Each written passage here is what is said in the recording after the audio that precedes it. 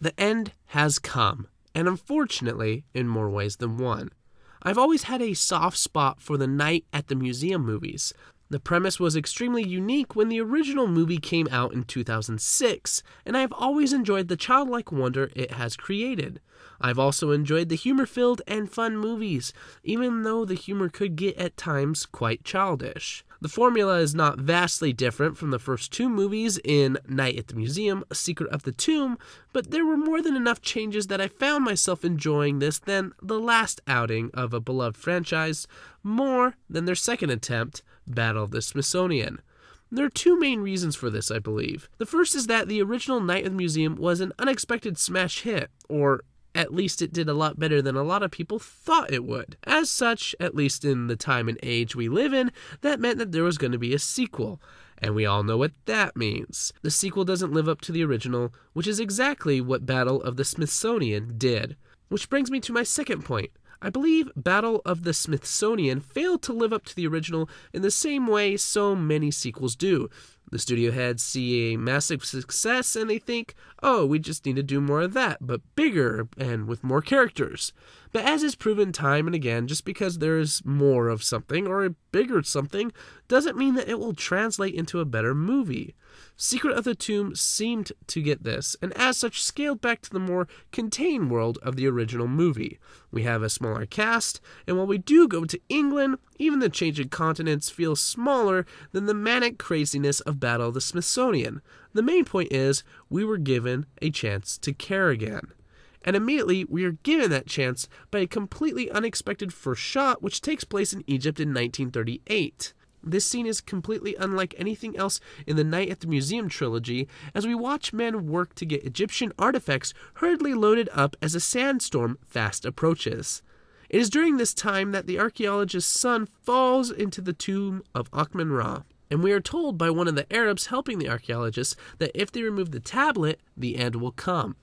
It seems we are already hinting at a villain, or are we? Regardless of what you are thinking, we are now brought into the present day as Larry Daly is getting ready for the grand reopening of the Hayden Planetarium. With everyone still under the ruse that the museum coming to life at night is just state-of-the-art special effects, everyone in the exhibits walk around and act freely. This obviously delights the crowd, especially as they continue upping the ante and wowing them. This all comes to an abrupt end, however, as all the exhibits go berserk, destroying everything and causing all the patrons to flee the museum in terror.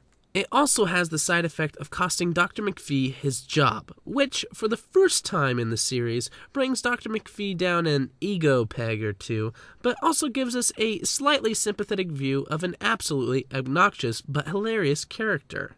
What caused everyone to go berserk was the sudden appearance of corrosion on Akhmun-Ra's tablet, which, if you haven't seen the previous movies, causes everything to come to life at night. But shame on you for not having seen the original. Go watch it now!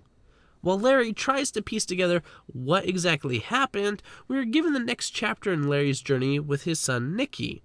I've enjoyed the father-son dynamic in the two previous movies, and it pains me to say it, but I really could have cared less about the father-son relationship in this movie. Nicky just basically becomes your modern-day typical no plans or responsibilities teenager caricature. There is a good point to be had at the end of the movie, which we will get to, but to be honest, the movie could have been without Nicky, and you wouldn't have taken anything away from the movie. Larry does his research and finds out that Cecil Fredericks was there at the excavation of Akhmun-Ra's tomb. He was, in fact, the young boy who found it.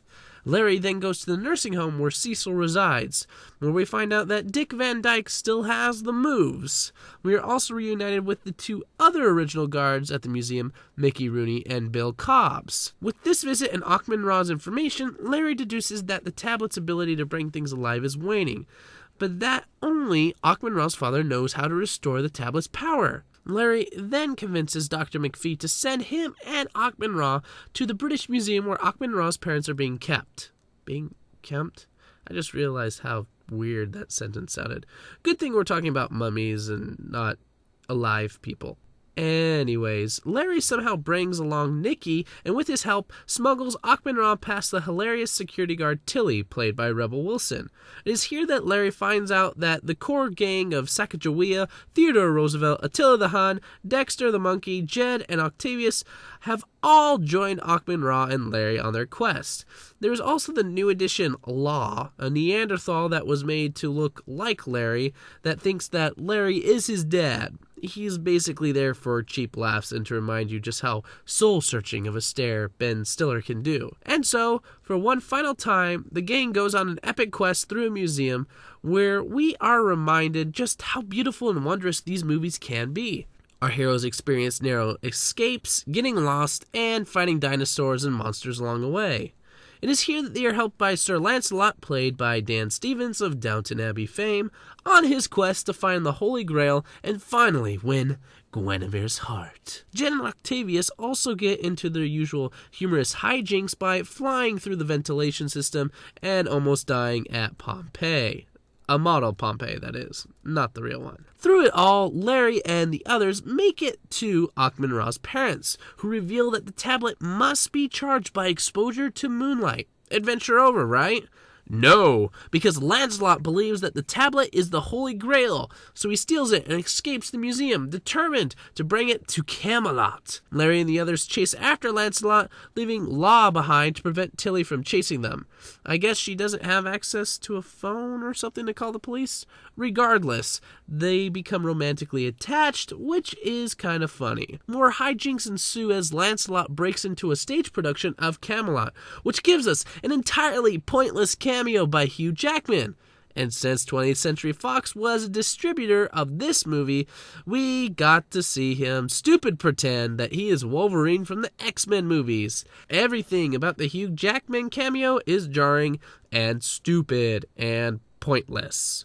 With the cameo behind us, Larry and the gang corner Lancelot on the rooftop of the theater, where Lancelot is having an identity crisis as well as a melted nose. He is made out of wax after all.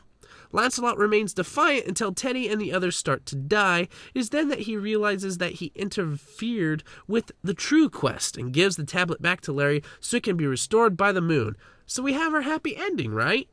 Almost. Teddy and the gang decide that Achman Ra needs to be with his family, so they decide to leave the tablet in the British Museum.